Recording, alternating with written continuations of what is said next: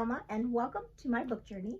Today I have my January wrap-up video for you. So I did really well in January. Of course, I had a lot of time inside because we had a lot of snow for a week or so.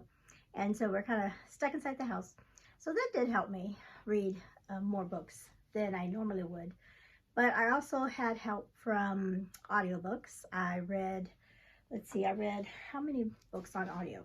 I read 5 books on audio. I think that's the most I've read in a month. And so that helped quite a bit in my reading. And I had some really good audio ones too. So what I'm going to do today is I'm just going to go through the books that I read this month.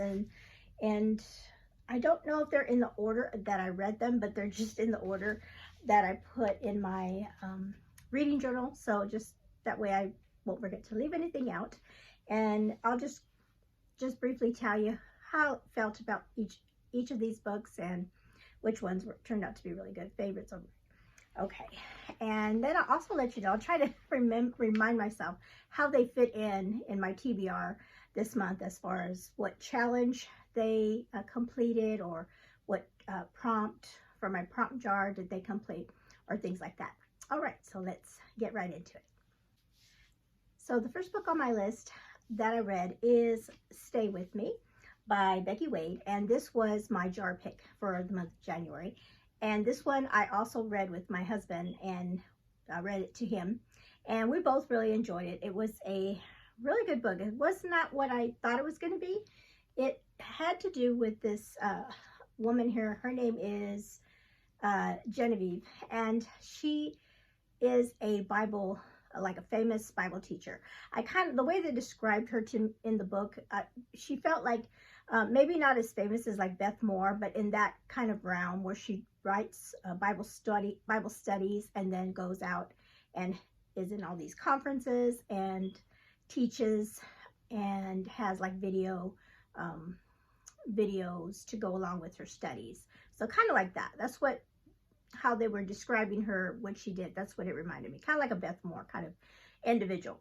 And she's very popular in the Christian community. But she has something that she's been hiding from not only her family and close friends and her people that she works with and other Christians, is that she has had a incident where she had broken her ankle. And after she had surgery, she was in so much pain, they had put her on Oxycontin. And unfortunately, she got addicted to it. And it seemed to help her, of course, with the pain, but then also it just helped her to do all the other functions in life. And so she was using it, and it was, so the story starts a year after that. And so she's still on this medication, and she is even to the point where she is changing doctors to get those prescriptions. So she knows she has a problem, and so this book is her facing that issue head on. And we also have a love interest. His name is Sam, and he helps her in that. At first, he's very reluctant the way he is in the story, but he has a history himself of dealing with people that are addicted to substances, and he doesn't really want to get involved at first because of that history he has, but he does stick around. And so I really like that part in the book. And then we have like a mystery, and that's the part I wasn't expecting, was the whole mystery that has to do with her parents, which was, wow, it was quite a big thing that the family kept secret. So I really enjoyed it. This was my first Becky Wade book, so I highly recommend that one. Really good Christian themes in this one as well, as far as forgiveness and redemption and that kind of thing, which I always love in a book. Okay, book number 2 on my list is Sarah's Key by Tatiana de Rosne. This book, this definitely filled the prompt for what I pulled this from my prompt jar, and the prompt was read a book that will make you cry. Well, this one definitely made me cry. The ending of this book, like the very last part, very few last sentences, I was bawling. It was so sad. But this is a book that takes place, it actually is a dual timeline kind of book that we see, because we're following Sarah's story, the little girl Sarah, but also we are following, what is the gal's name? Julia. Is that her name? No. Yes, Julia. And she's an American that is living in France, and she's lived there for quite a few years. Her husband is French, and she's a journalist, and she starts doing a story on something that happened in the French in France during World War II, where in one town they took all the Jewish French Jews out and took them first. They took them to one facility, and then they shipped them off to Auschwitz, I believe. But the big thing was that a lot of the French, in the book, a lot of the French people, you know, they kind of brushed that under their history, because it wasn't the Germans that did this. It was their own French policemen, French people. They did it to their own citizens. So it was part of their history that they were ashamed of. They didn't like to talk about. And so she did a deep dive into it. And then we have Sarah's story, a little girl that lived during that time. And she and her family, one night the French police came to take them because they were Jews, and she hid her little brother in a little like a cupboard hiding place that had a key that you could lock with the key, and she put him in there to hide him. And her intention was to come back and find him, to get him out, but she wanted to protect him. And of course they took everybody out, and she held on to the key. And so the book tells that story about her dilemma and what to do with her little brother. And it was such a good story. And there is a tie between Julia and Sarah too. So you learn about that, how they connect as well, which was really a good part of the book too. Now, I did see that there was a movie made. It's been out there for a long time. And I watched the trailer, and I could see they did make some changes in there, but I'm not going to watch it. After reading the book, I'm like, I can't. I showed it to my husband. He's like, no, I'm not going to watch that movie either. So yeah, but really good read, a World War II book that I really enjoyed. It was very emotional for sure. Book number 3 was In Spotlight and Shadow, and this one I read for Jeanette over at Jane Reads, her Christian fiction reading challenge for the year. And this book was for both of her prompts. She has 2 prompts for her January reading challenge, and it fulfilled both of those. And so that was pretty good that I got to read one book to fulfill both prompts. And then we also buddy read this together, and we both really enjoyed it. This one was really fun. It's a short book, but it was really packed with a lot of things. We have 2 stories, 2 timelines. One that happened in, what year was she in? Maybe like the roaring 20s, I'm thinking. And then the other one was like more modern times. And we have mysteries kind of in both of them, different types of mysteries, but you know, something that's happening. And they also, as we're reading, I didn't know if the stories were somehow going to tie together, and they do in a really nice way that we find at the end. But I really enjoyed both, and they both have a romance in both timelines. One is, and they both revolve around like music and theater and that kind of thing. She is an actress in her time, and then in the other, in the future time, the young girl is a violinist, and then she's also, her love interest is a famous singer. So we have a lot of music and arts in this story. And we do, like I said, there's like a mystery in the second one to try to find out some things from family history and that kind of thing. And that one was really, that surprised me. That one in the modern time surprised me quite a bit.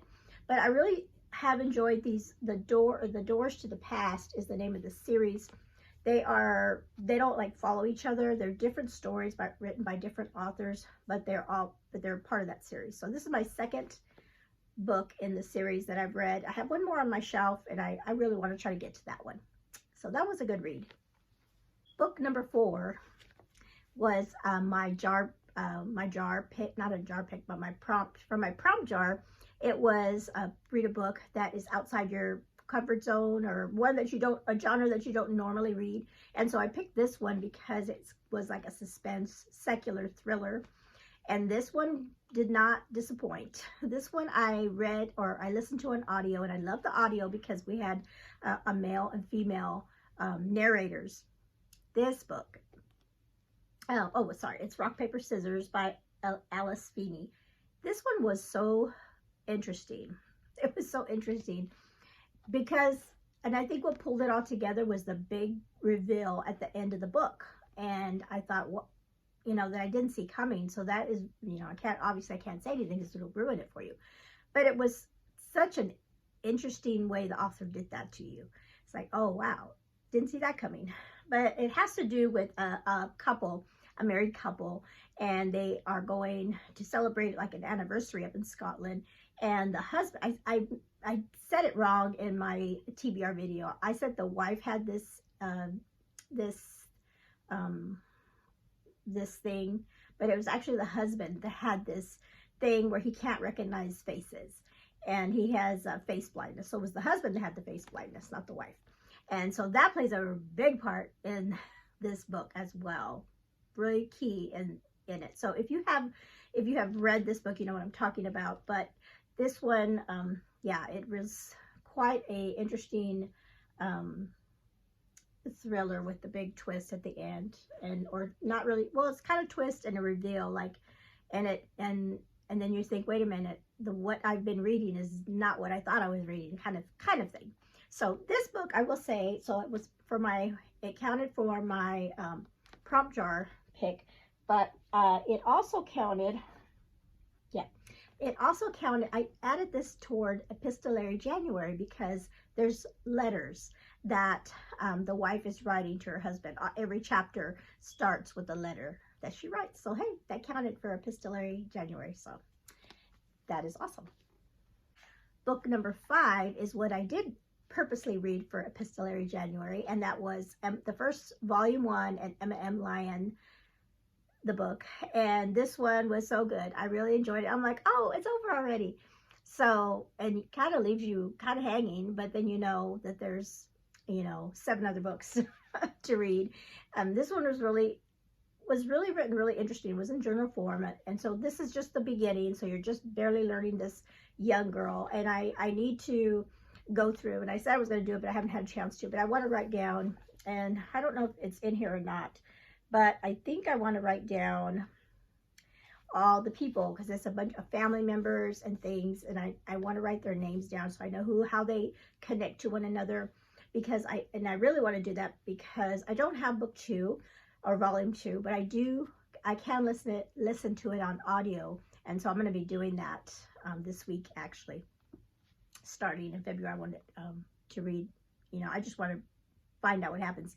So I'm going to listen to volume 2, but like I said, I need to write those names down so I know who's who.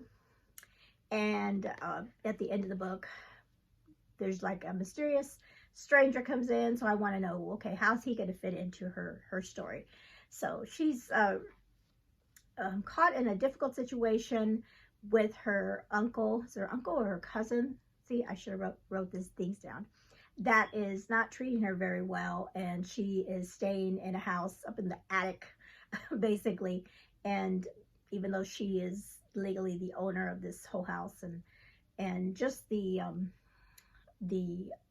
town that she lives in, England, London neighborhood, and how everybody lives in the time. And there's also a little bit of magical things going on too in here that they kind of touched on briefly, and I thought, is there some magic or you know, magical stuff happening that they kind of mentioned very briefly, but I'm sure we'll get more of it as the books go forward.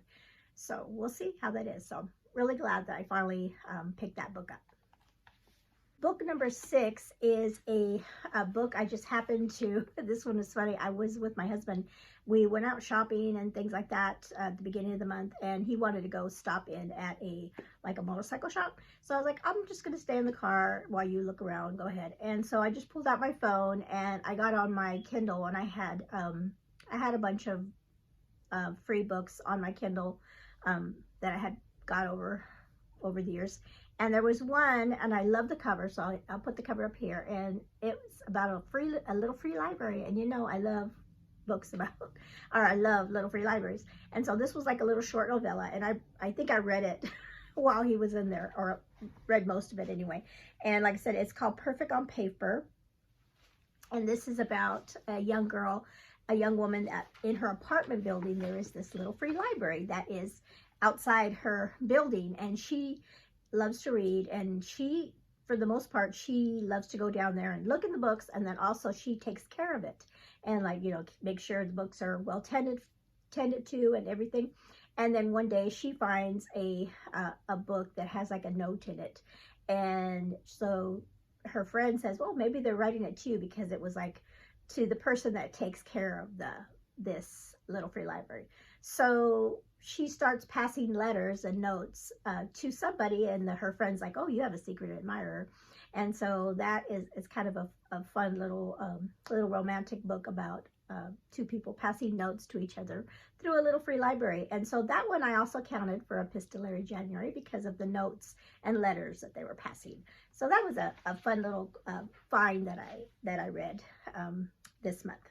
Okay, the next one I don't have as well, because this one was a library book that I checked out, and it was a book that I read with my husband, and we loved it. It was so good. And this one is If All Else Sails by Emma, I was going to say Emma M. Land. No,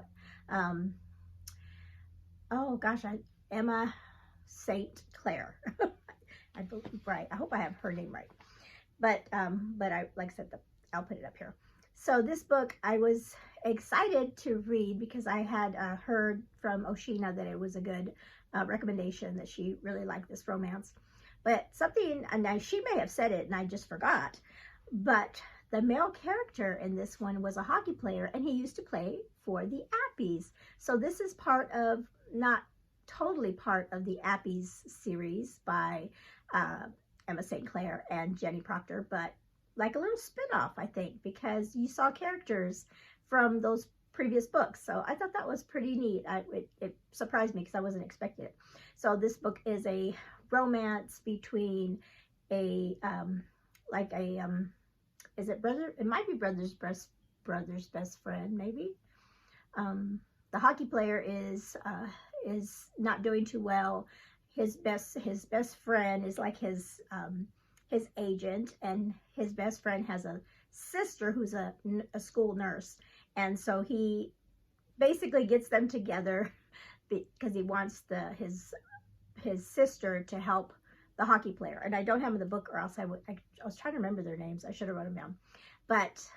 And he kind of puts them together to help the hockey player come out of, because he's got, not only is he injured, but he also has some things that he's dealing with, family things that are, you know, really depressing him. And so she comes into the picture to help him, not only for his physical therapy, that kind of thing, to help him out, but you see that they have some past history that, like, both of them think they hate each other back when they first met. And so that comes out.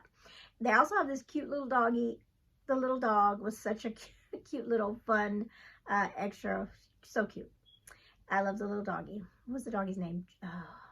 Jabberwocky? Jab, I can't remember what they called the little dog. But it was like their dog, like our dog, so that was so cute. So love that one. And I decided after finishing that book, I told my husband, I want to go back and read the rest of the Appy series, because I have every book that I've read with those characters I have loved. So I was like, I might as well read the whole thing. Okay, next book number 8 is The Secret Society of Salzberg by Renee Ryan. So different type of book, a historical fiction about World War II and people that risked their lives for the Jewish people in Austria. And this one happened. We have an Austrian opera singer. Her name's Elsa, and she has her aunt is she has a Jewish lineage in her family, and her aunt is a Jewish woman, and so this is right before the war really kicks off with Hitler, but they already know, they can see the writing on the wall that things are going to go bad. So she wants to get her aunt out of Austria, and she meets an American artist. Is she American or English? She's English, I believe. Yeah, she's English. An English artist, and her name is let's see, Hattie. I want to get my girl's name right. Elsa, yes, Elsa's the opera singer, and Hattie is the American. And she talks, they talk together. They both see what's happening, and Hattie helps get her aunt out of Austria and to England before Hitler comes through. And so because that one thing happens, then the book talks about how they work together to bring more people through to escape Austria, and before Hitler comes in and messes them and takes over Austria, because he does do that eventually. And so they are doing this secret work, and so we're going back in time, but we do see at one point that Elsa is in the very beginning. We're seeing the future where she is when authorities find out that she's doing it. I really enjoyed the book. I listened to this and read it on audio, and it was really good. I really enjoyed that book. And this one, okay, this one counted for, this was my spinner wheel challenge. So I was to read it was the Perfect Pair readings from the Reading Mama. And so she had us pick a book, an adult book, and then I read a middle grade book that kind of had the same theme, a historical fiction. So this was the adult one. I'll go ahead and talk about the other book. The Faithful Spy was the middle grade one, and this one was so good. It was so good. I knew parts of this is the story of Dietrich Bonhoeffer. So I knew parts of Bonhoeffer's story. I love the way this book was written, by the way. Just really, it was really neat. I knew parts of his story, and so it was really interesting to see everything that happened to him, and how it was the same situation, the Christians, doing things in secret. And he had the dilemma in this particular book. It was actually the plot, that's what it's called, the plot to kill Hitler. He had that dilemma as a Christian, thou shalt not kill.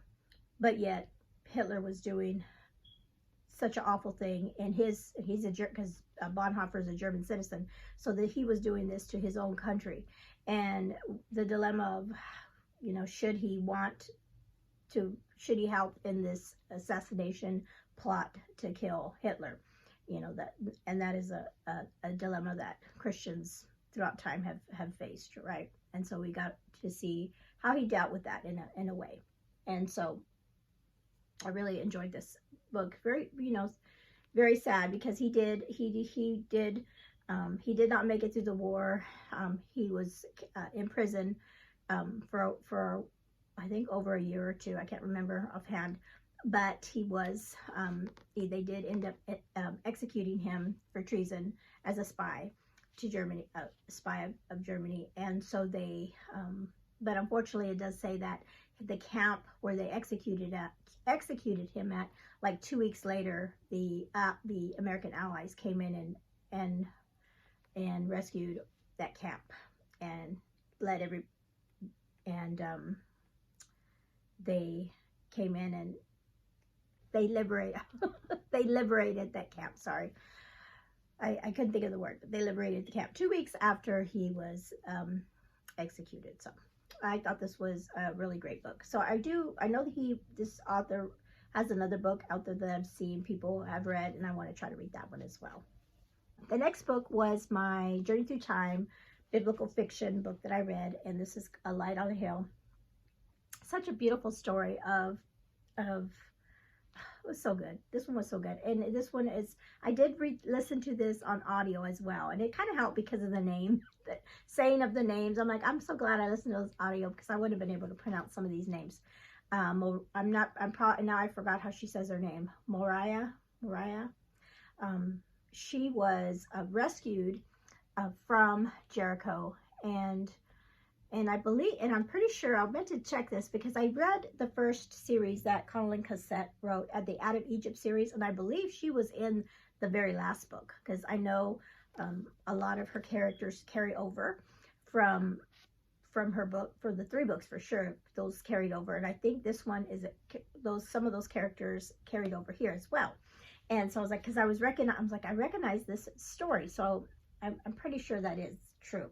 So, but while she was captured, she was branded on her face, so she has a terrible scar on her face, and then also she has, and that scar is meant to reveal that she was like a temple, might have been a temple priestess. So she has, when she was brought back to the Israelites and was safe and everything, but she still has the scar, and people right away assumed, because she had that she was, you know, a temple priest, a temple worker, and did all the bad things in the temple. But she didn't. She was rescued before that happened to her, which was a blessing.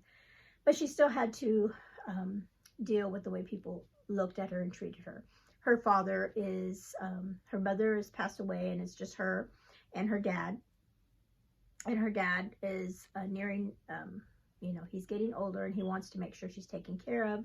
And so he tells her that he is trying to organize a husband for her. And she, at this point, didn't think anybody would want her because of the awful scar on her face. And she always covers her face up with a veil. And so that's the story, that he is going to, he found somebody that will marry her. But it's at a price, because at a big price, like the dowry is pretty much going to be everything the father owns, because he wants to make sure his daughter is taken care of after he passes away. But there's something really horrible happens at the beginning of this book that I did not see coming, and then it just goes from there. It's just a really great story. Really enjoyed it. I can't wait to read book 2, and I am going to read book 2 in February, because after I finished it, I went and got the book, and I looked, because I wanted to see what the next book was about, and I'm like, oh, we're going to follow this person's story in this next book. So I was like, yes. So yeah, I highly recommend books by Connelly Cassette. Just wonderful books. Okay, Winter Garden. Talk about a book that's going to make you cry. And I should have known better with the Kristen Hanna. So this one was from my prop jar as well. And that one was, read a book that is your favorite color. And so this was, my favorite color was blue. So this book was so, I also read this one with my husband, and he thought, oh man, this story, it's like, why do you always pick the saddest stories to read? And I don't know, I like a good sad story. This book was about a mother, a Russian woman with 2 adult daughters that are so distant from each other. Their relationship is not really they don't talk to each other. The mother is very cold, and both adult daughters feel like their mother doesn't love them. And the glue that kind of held the family together was the father. He was the opposite of the mother, very loving and loved the daughters, and he kind of was the buffer between them and their mother. But at the beginning of the book, their father is very ill, has a heart attack, and he has a last wish really for his wife and his daughters, and he desires for them to make peace, get close, but mainly for the daughters to really know who the mother was. So she is, for all this time, she has not really told them who she really is. And so that's what this book is about, is them, the 2 adult daughters, really learning who their mother was, and her past, and the horrible things that she went through living in Russia, and in Leningrad, Russia, during the war in 1941, and the things that happened to her were just horrible. This book reminded me a lot of, not that it was set in the same place, but it kind of reminded me of the book by Ruta Sepeti, Oh, I'll put it up here. Shades of Gray or something like that. I can't remember the exact title, but I'll put it up here. But it did remind me a lot about that book. The winter, the cold. I mean, Kenny, as I was reading it to him, he's like, I'm cold. And then also when reading this around the time we were getting all the snow, so it's like it's a perfect book for feeling cold. It just was so atmospheric of the winter weather. I mean, even the mom was like in the book, you guys don't know what cold is. So a lot of people do not like Kristen Hanna's books because of that, because she does her best to pull at your heartstrings, and some people don't like that. I do. I really enjoyed her books. So this is probably, of all the books that I've read from her, I've only read 3 or 4, I think. But this is book number 2. Nightingale's still number 1, but this came close. It was a close second for sure. Really great story. The last book I read, I kind of snuck in at the last, was The Tides of Time by Sarah Eden. And this one I listened to on audio because Taylor from Tales and Tricks and Tay recommended the audio, and it was worth it to read it on audio, because I definitely wouldn't have been able to read any of the French words that were in this book. And so it was really a wonderful book. I read this for the first week of Randomathon because it was a time travel book. So this one is a book, a time travel book that takes place in the French Revolution, and that's a historical fiction era that I have not read before. And so that kind of got me thinking I would love to read another book set in that time period. So we have our young girl Lily, and young woman Lily, and she is a warrior just like these. She kind of reminded me of the German, or no, the Austrian and the American Hattie, that women trying to get people out. So that was kind of a little connection, a book connection I had this month. And she was getting people out that were going for the guillotine. And she had saved like 76 people, in her time. But something happens to her. She gets tossed in through time to like 80 years in the future. And she has to deal with being, the reality that she has gone forward in time. And it takes her a while to figure it out, but only by the clues and things that are around her that she notices, there's things that she does not recognize, like a stove. She's like, what is this? She's like, what is that in the kitchen? A stove. So not even like matches, to strike matches. She didn't know what that was. But the big thing that really put her over the edge was seeing a train. She had never seen a train. She walked up to the train station and she looked down at the train tracks and she's like, what is that? And then when she saw the train for the first time, it really freaked her out. So we have also in this, so I love that part of it. And then there's also the mystery of how the book's called The Tides of Time. So that kind of gives you an idea maybe of how the time travel works. There is a part 2, and I want to read that next month as well, because I want to find out if they explain a little bit more about the tides of time, how that works. And also the author kind of leaves us hanging in this book. So I'm hoping to get a little bit of resolution in the next book as well. And there also was a really beautiful romance in it as in the book. So that is it. Those are all the books that I read for the month of January. So I had 12 altogether. According to Storygraph, I read 3,751 pages. And my average rating for the month was 4.32, so that's pretty good. I read 6 physical books. I read 1 ebook, and then, like I said, 5 audio books. And then I read 3 books. Of 3 of the books that I read this month, I read to Ken.